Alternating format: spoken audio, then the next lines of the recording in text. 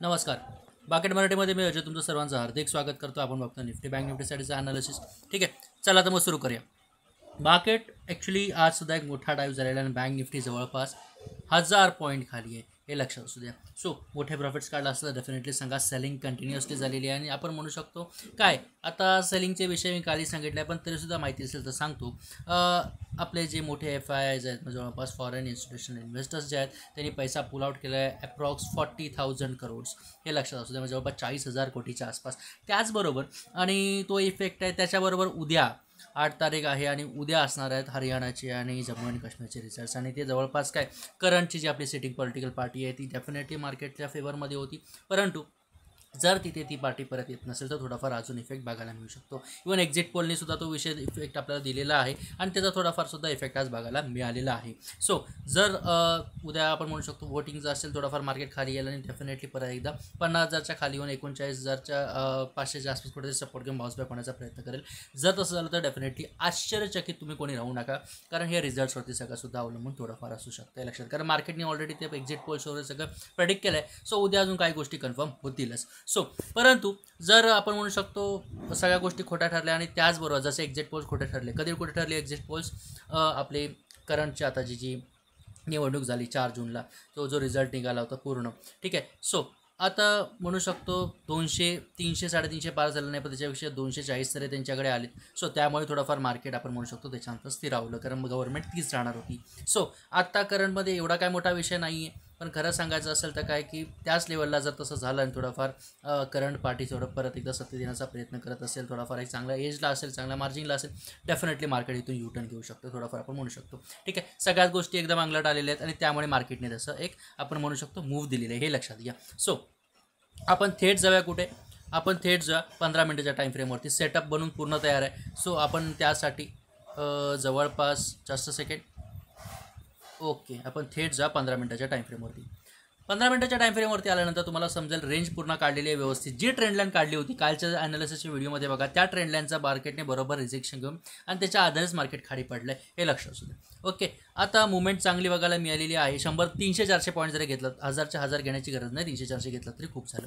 आता आपण काय करू शकतो, सर्वात महत्त्वाचं म्हणजे मार्केट ओपनिंगवरती अवलंबून आहे. जर गॅप डाऊन ओपन झालं मार्केट आणि थेट 50,200च्या खाली टिकलं तर 50,000 ते 50,500, 600 पण सुद्धा मार्केट जाताना बघायला मिळू शकतो आणि गेलं तर डेफिनेटली ते टार्गेट्स घेण्याचा प्रयत्न करा. परंतु ओपनिंगच आपली साईडवेज झाली ती, म्हणजे ह्या रेंजच्या आसपास जशी आज झाली आणि मार्केटने स्ट्रगल केलं आणि परत एकदा लेवल तोडण्याचा प्रयत्न करत असेल, डेफिनेटली रेंज आपण ठेवू शकतो. कॉल बाय करू शकतो का? डेफिनेटली नॉट बाय करू शकत नाही, कारण मार्केट टोटल डाऊन ट्रेंडमध्ये आहे, सेलिंगमध्ये आहे, पुलबॅकमध्ये उचलला.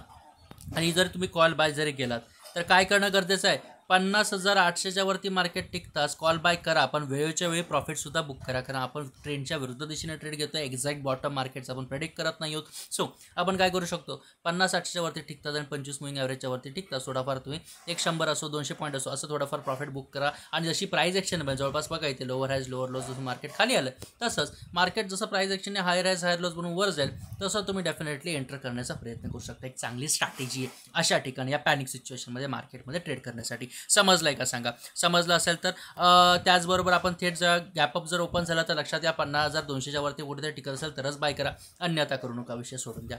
थेट जर आपण निफ्टी बँक नोंदून थेट निफ्टीकडे. आता निफ्टीचा विचार केला तर निफ्टी सुद्धा एक मोमेंटम चांगली खालच्या दिशेने आपल्याला बघायला मिळालेली आहे. ठीक आहे, त्याचबरोबर आता आपण म्हणू शकतो 25,000ची लेवल मार्केट काय होल्ड करू शकलं नाही, मार्केट 24,800च्या आसपासून अडकलं आहे. ठीक आहे, 24,800 एक चांगली सपोर्ट रेंज आहे, ठीक आहे, नो डाऊट.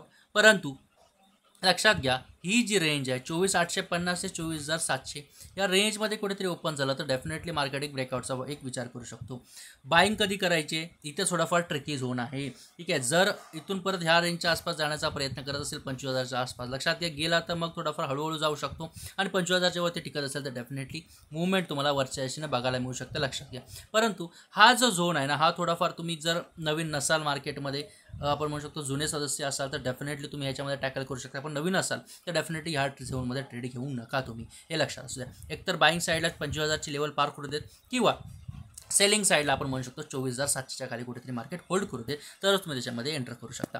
परत जर गॅपडाऊन झालं तर थेट रेंज आहे प्लीज सरळ 24,700च्या खाली 24,600 ते 24,500. लक्षात घ्या ह्या रेंजमध्ये कुठेतरी गॅपडाऊन ओपन झालं तर लक्षात घ्या मार्केट गॅपडाऊन ओपन झाल्यानंतर पहिली 5 मिनिटाची कॅन्डल बघा, थेट जर अशी कुठेतरी कॅन्डल बघायला मिळाली एक चांगली बुलिश कॅन्डल थेट वरच्या तर कॉल बाय करा, त्याच कॅन्डलच्या खाली एसएल टाका आणि पटकन 50-60 पॉईंट तरी पकडायचे प्रयत्न करा त्या एका रेंजमध्ये, हे लक्षात असू द्या. परंतु जर मार्केट ही लेवल तोडून जर खालीच निघालं आणि 24,500च्या खाली मार्केट होल्ड करून सरळ निघालं तर डेफिनेटली याच्याखाली अजून सेल करून मुवमेंट घेऊ शकता. अर्थात सगळे इलेक्शनच्या रिझल्ट्सवरती डिपेंड आहे, तर उद्या ते बघणं गरजेचं आहे. आणि त्यासाठी जर तुम्ही नवीन असाल तर डेफिनेटली ट्रेड घेऊ नका, कारण उद्या मार्केट थोडंफार कसं इलेक्शनच्या रिझल्ट्सवरती थोडंफार आपण म्हणू शकतो न्यूज ड्रिवन मार्केट सध्या तरी आपल्याला बघायला मिळते, हे लक्षात असू द्या.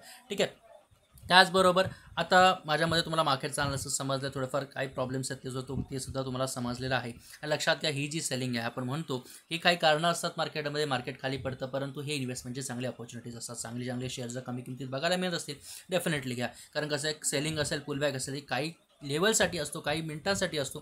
परत मार्केट जे 1-2 महिन्यानंतर तुम्हाला त्या लेवलला एक गेलेलं बघायला मिळू शकतं, हे लक्षात घ्या. अप ट्रेंड फॉर एव्हर आहे, डाऊन ट्रेंड जो आहे हा फक्त आपण काय म्हणू शकतो सिजनल आहे. ठीक आहे. नवीन असाल तर सबस्क्राईब, लाईक, शेअर, कमीत कमी आपण म्हणू शकतो 100 लाईक्स तरी होऊ द्यात आणि सर्व मराठी माणसांपर्यंत पोहोचवा आपला चॅनल. ठीक आहे. इथं तुमची मी रजा घेतोय. धन्यवाद.